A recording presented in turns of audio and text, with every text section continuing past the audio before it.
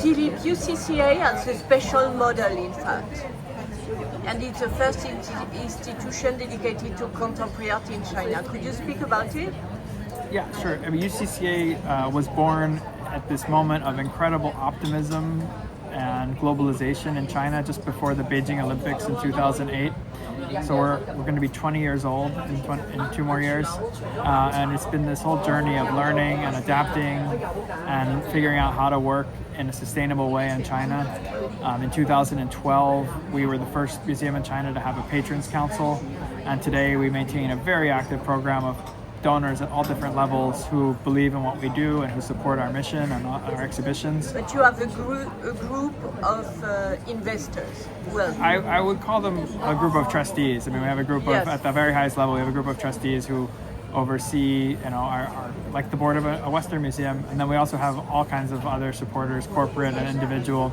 And then I think another interesting point is we have something called UCCA Lab, which is a business. It's you can think of it almost as an art agency that makes exhibitions and art projects for different clients. Often they're brands like Lenovo or Arc'teryx.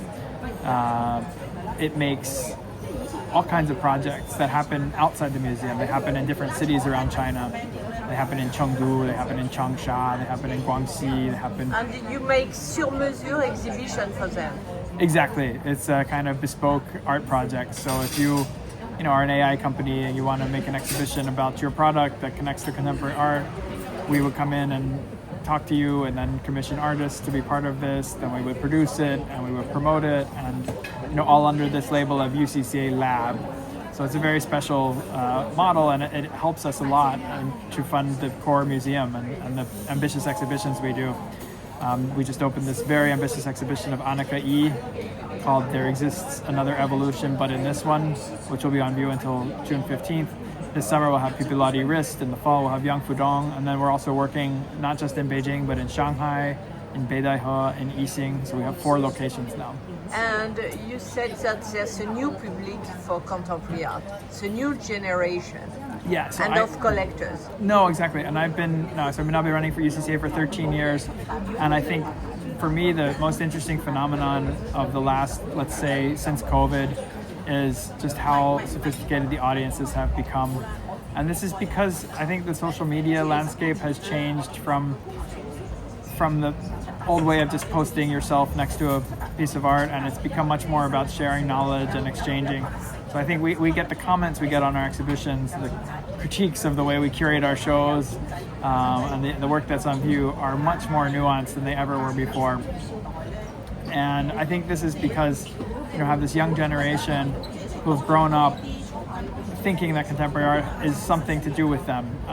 Of course on the level of collectors, but also just on the level of public, of viewers. Contemporary art is part of the social fabric, and it's part of people's lives. And the knowledge goes through social media? That's definitely one place. I mean, in China, there aren't legacy media that are relevant. There's not the New York Times to come and review the show and say that it's good.